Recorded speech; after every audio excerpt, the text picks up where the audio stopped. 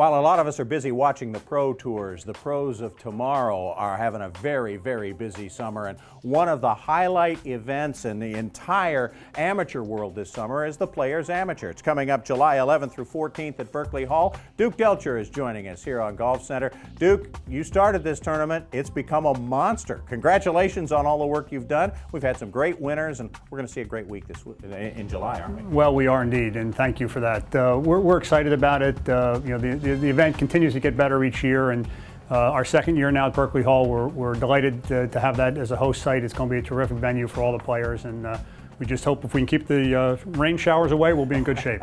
like the folks at Marion, worried about the rain. The weather always has something to do with it. Duke, as the co-founder of the Players Tournament, give us a brief history of how it was formed and why the best amateurs in the world want to compete in this event. Well, you know, Tom McKnight and I, we were on a plane ride from actually from Savannah to Pebble Beach in 1999, going out to the U.S. Amateur, and we had too much time on our hands. And quite frankly, you know, Tom and I have been lucky. We played in a lot of events around the country, and at that time we thought, boy, you know, we think we can put on a really good event. We were still able to compete. We knew a lot of the top players at that time, and somewhere over the Grand Canyon we decided to start the event in 2000. We thought that would be a cool year to do it, create a little history, and that's really how it started. And the winners list is unbelievable. We've been very lucky. You know, nobody knew who Ben Curtis was even when he won the 2000 Players Amateur, and you know, a few years later he wins the British Open. And you know, the list of both our champions and also our competitors that have played throughout the years are really now a who's who of the tour, and that's what we were hoping to accomplish. And a lot of guys really get introduced to low country golf when they come here for the first time, and that helps, of course, with your affiliation with the RBC Heritage. That helps the kids kind of get into the idea of becoming a professional. That's what made it all work. When you know, I got to know Steve Wilmot, you know, through some golf connections and so forth, and we got Steve involved in the event, and of course the partnership. Giving our champion a spot in the April event at Harbortown was a real key for us, and it's turned out to be a real key for the foundation. So it's a win-win, as we like to say. Yeah. Do the kids talk about that? About, hey, I get an invitation to the RBC Heritage if I win this thing. Well, I think they do, and you know, for those who may follow amateur golf a little bit, it sort of started a trend. We started it, I guess, and whether that's a good thing or a bad thing, some people will talk about it. But you know, there are a lot of events now. You don't have to go any further than Bay Hill at Arnold Palmer's Invitational. They award the Southern Amateur a champion. It's not unkind now where you get some of the web.com events, and the kids are getting more and more sponsors exemptions even while they're an amateur, and I think we sort of started that trend.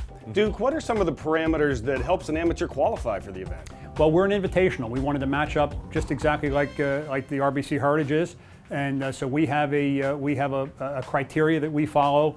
A strong exemption criteria that we put on our website. You know, the kids know what it is. We do obviously have what's called sponsors exemptions, or in this case, committee exemptions. But it's well spelled out. Basically, in a quick synopsis, we invite the top 100 in the world are exempt, top 75 U.S. You know, all U.S. amateur champions, mid-amateur champions, pub links champions, etc. So there's a long list of events that we look after. So who might some of our favorites be for this year? I think right off the bat we're going to look at Bobby Wyatt. You know, Bobby was in the final group last year, ended up finishing second. Just came off Alabama's NCAA championship. I know we've been talking to Bobby. He's excited. He's #1 in the world from the amateur side.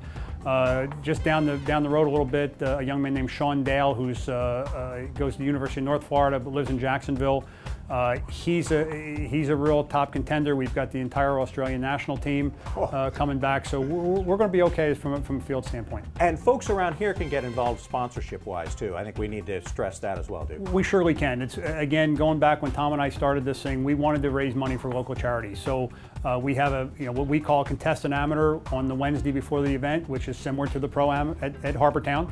That's available to participate in. We also started a new thing this year called the 2 Club. We've got folks to pledge $2 for every 2 made during the event, and the proceeds of that are going to go to Bluffton Self-Help and Hospice of the Low Country. So we're excited about that. That's fantastic. Where can people find out more information, Duke? Well, they can do one of two things. They can call the Heritage Foundation at 843-671-2448, or they can certainly call Berkeley Hall at 843-815-8423 and ask for Bob Ring, who's in charge of all the marketing at the club, and Bob can help as well. Duke Delcher, co-founder of the Players Amateur, thank you so much for joining us. We look forward to seeing what happens out there. When we come back, we're going to be joined by Keith Weaver of the Golf Week Amateur Tour right after this.